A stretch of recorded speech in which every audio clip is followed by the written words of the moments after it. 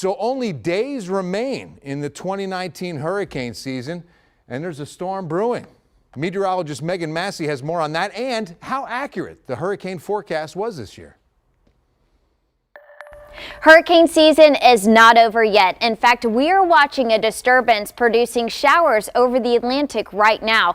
This system may become a tropical depression over the next few days, but a cold front is expected to nudge it north into the Atlantic late this week. To recap this season, there have been 17 named storms so far, and hurricane season runs through November 30th.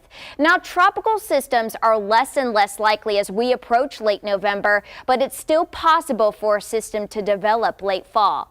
There have been 5 hurricanes and 3 major hurricanes this year, with Dorian and Lorenzo being the strongest on this list. The National Hurricane Center predicted an above normal season, and so far their outlook was spot on to what occurred. Most tropical systems this season have stayed out in the Atlantic from June through November, where the environment was more favorable for tropical development. As for Texas, Tropical Storm Imelda directly impacted the coast with high wind and flooding. As Imelda moved into Texas, it brought 16 to 24 inches of rain between Houston and Beaumont. This is why it's best to stay weather aware during hurricane season.